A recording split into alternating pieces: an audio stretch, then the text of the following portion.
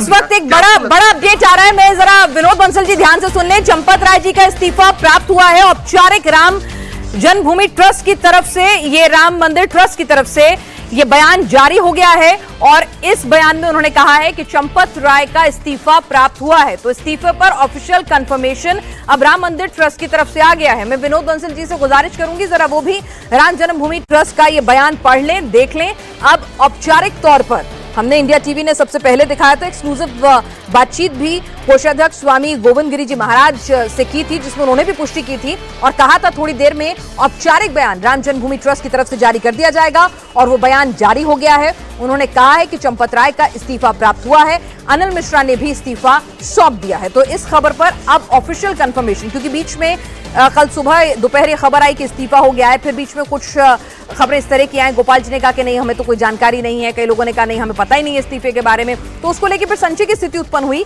और अब राम जन्मभूमि ट्रस्ट की तरफ से औपचारिक बयान आ गया है कि राम जन्मभूमि ट्रस्ट ने कहा है कि चंपत राय का इस्तीफा हो गया। आपके सामने वो औपचारिक बयान जो है आपकी स्क्रीन पर आपको यहां पर नजर आ रहा होगा और उसमें सीधे सीधे कहा गया है कि इस्तीफा हो गया है। तो इस वक्त की बड़ी खबर, राम जन्मभूमि ट्रस्ट की तरफ से बयान जारी हो गया है कि इस्तीफा आ गया है और इंडिया टीवी ने कुछ ही देर पहले आपको बताया था, कुछ ही देर पहले हमारी एक्सक्लूसिव बातचीत हुई थी कोषाध्यक्ष स्वामी गोविंद गिरी जी महाराज ने, जिसकी पुष्टि भी की थी कि इस्तीफा होगा और हो चुका है और उन्होंने कहा था कि कुछ ही देर में ऑफिशियल कंफर्मेशन जो है इस बाबत राम जन्मभूमि ट्रस्ट की तरफ से जारी किया जाएगा। और ये आपके सामने तस्वीरें हैं, वो ऑफिशियल बयान आपके सामने आपको नजर आ रहा है।